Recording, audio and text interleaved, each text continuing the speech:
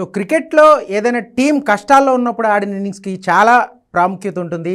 ఒక విధంగా గుర్తుండిపోతుందని చెప్పాలి. సరిగ్గా ఇటువంటి పరిస్థితినే ప్రస్తుతం ఆస్వాదిస్తున్నాడు Telugu cricketer Nitish Kumar Reddy. Melbourne boxing day టెస్ట్లో దాదాపు టీమిండియా ఖచ్చితంగా ఫాలో ఆన్ ఆడే ప్రమాదంలో ఉంది అన్న స్థితి నుంచి ఒక డామినేటింగ్ ఇన్నింగ్స్ ఆడాడు. ఆస్ట్రేలియా బౌలర్లకి ఒక విధంగా కంగారు పుట్టించాడని చెప్పాలి తన బ్యాటింగ్తో. మనం చూసుకోవచ్చు ఈ సిరీస్ స్టార్టింగ్ నుంచి కూడా అతనికి అనూహ్యంగా వచ్చింది టెస్ట్ జట్టులోకి. అంటే T20 టీంలోకి వచ్చిన కొద్ది రోజుల్లోనే టెస్ట్ జట్టులో కూడా వచ్చేసిన ఆటగాడిగా అతను ఒక ఘనత అయితే సాధించాడు. అయితే వచ్చిన అవకాశాన్ని సద్వినియోగం చేసుకోవడానికి చాలామందికి ఆ పట్టుదల, ఆ అటాకింగ్ బ్యాటింగ్ కానీ, అంటే తన నెక్స్ట్ మ్యాచ్లో తన ప్లేస్ ఉండాలి అంటే ఖచ్చితంగా ప్రతి మ్యాచ్లో ఆడాల్సి ఉంటుంది. అంటే గత మ్యాచ్లో ఆడాం, ఈ మ్యాచ్లో ఆడకపోయినా పర్లేదు అనడానికి లేదు. ఎందుకంటే ప్రస్తుతం టీమిండియాలో ప్రతి ప్లేస్కి కూడా దాదాపు 4 నుంచి 5 పోటీ పడుతున్నారు. సో ఎక్కడైనా వరుసగా 2-3 ఫెయిల్యూర్లు వస్తే ఖచ్చితంగా ఆటగాడిని పక్కన పెట్టేస్తారు. పైగా గంభీర్ కోచ్గా వచ్చిన తర్వాత ఎటువంటి రికమెండేషన్స్ కానీ, ఆటగాళ్ళ టాలెంట్ని మాత్రమే చూస్తున్నాడు. అందుకే అంత త్వరగా టెస్ట్ టీంలోకి నితీష్ కుమార్ రెడ్డిని తీసుకున్నాడు. ఒక పెర్ఫెక్ట్ ఆల్రౌండర్గా, అంటే బ్యాటింగ్ ఆల్రౌండరా, బౌలింగ్ ఆల్రౌండర్, అంటే కంప్లీట్గా రెండు వైపులా జట్టుకు ఉపయోగపడే విధంగా హార్దిక్ పాండ్యా లాంటి ఆల్రౌండర్ దూరం అయిన తర్వాత అతని స్థానంలో టెస్ట్ జట్టులో ఒక కన్సిస్టెంట్గా రాబోయే 10 ఏళ్ళు ఒక ఖచ్చితమైన ఆల్రౌండర్ని చేయాలనే ఉద్దేశంతో నితీష్ కుమార్ రెడ్డికి అవకాశం ఇచ్చాడు. అయితే ఈ సిరీస్లో నితీష్ కుమార్ రెడ్డి బంతితో అంతగా ప్రభావం చూపలేదు.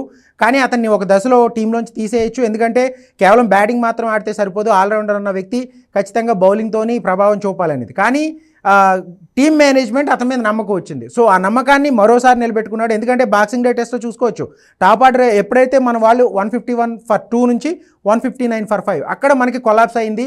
ఆ తర్వాత ఫాలో ఆన్ దాటాలంటే అప్పటికి కూడా దాదాపు 120 రన్స్ అబోవ్ కొట్టాల్సి ఉంది.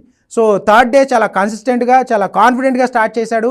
సో రవీంద్ర జడేజాతో కలిసి ఒక కీలకమైన పార్ట్నర్షిప్, అలాగే వాషింగ్టన్ సుందర్ అద్భుతమైన సపోర్ట్ ఇచ్చాడు నితీష్ కుమార్ రెడ్డికి. సో ఇక్కడ పార్ట్నర్షిప్ అనేది చాలా కీలకం. ఎందుకంటే ఏ కేటగిరీ, ఏ ఫార్మేట్లో అయినా కూడా పార్ట్నర్షిప్ అనేది ఉంటేనే టీంకి ఒక మంచి స్కోర్ వస్తుంది. టెస్టులో దాన్ని ఖచ్చితంగా ఫాలో అవ్వాల్సింది. ఎందుకంటే ఫాలో ఆన్ కానీ ప్రత్యర్థి స్కోర్ కంటే ఎక్కువ చేయాలని ఒక పట్టుదల ఉంటే కనుక ఖచ్చితంగా ఒక భాగస్వామి అనేది నిలపాల్సి ఉంటుంది. సో వాషింగ్టన్ సుందర్ కానీ నితీష్ కుమార్ రెడ్డి కానీ ఖచ్చితంగా అది ఫాలో అయ్యారు, సక్సెస్ అయ్యారు. సో ఆస్ట్రేలియా బౌలర్లు కూడా మనం ఇక్కడ నితీష్ కుమార్ రెడ్డి బ్యాటింగ్ ఖచ్చితంగా మెచ్చుకుని తీరాలి. ఎందుకంటే చాలా షార్ట్ బాల్స్ వేశారు, అలాగే బౌన్సర్లు వేశారు, అతను ఇబ్బంది పెట్టారు, టెంప్ట్ చేశారు. మనం చూసుకోవచ్చు కోహ్లీ, రోహిత్ శర్మ కూడా ఆ టెంప్టింగ్ బాల్స్కే అవుట్ అయ్యారు, వికెట్లు ఇచ్చేసుకున్నారు. కానీ చాలా మెచ్యూర్డ్గా ఆలోచించాడు నితీష్ కుమార్ రెడ్డి. ఒక పెర్ఫెక్ట్ ఇన్నింగ్స్, పెర్ఫెక్ట్ బ్యాటింగ్. ఎందుకంటే మనం చూసుకోవచ్చు సునీల్ గవాస్కర్ కానీ, అంటే మాథ్యూ హేడెన్ కానీ, అంటే ఆల్రెడీ కామెంటేటర్లు కూడా అతని బ్యాటింగ్ని మెచ్చుకోకుండా ఉండలేకపోయారు. చాలా టెంప్టింగ్ బాల్స్, మెల్బోర్న్ లాంటి పిచ్ మీద ఒక 100 కొట్టడం, అది కూడా 1 lakh క్రౌడ్ ముందు ఒక ప్రెజర్ సిచ్యువేషన్లో ఖచ్చితంగా ఎంత ఈజీ కాదు, చాలా పెద్ద విషయం. అతని కెరీర్ ఇప్పుడే స్టార్ట్ అయింది. దాదాపు ఇప్పుడు చూసుకోవచ్చు రికార్డు కూడా సృష్టించాడు. సచిన్ టెండూల్కర్, రిషబ్ పంత్ తర్వాత ఆస్ట్రేలియా గడ్డ మీద నార్మల్గా 50 చేయాలంటే అది కూడా టెస్ట్ ఫార్మేట్లో వాళ్ళ పేస్ అటాక్ని ఎదుర్కొని చాలా కష్టం. సచిన్, రిషబ్ పంత్ కొంతమందికి మాత్రమే సాధ్యమైంది.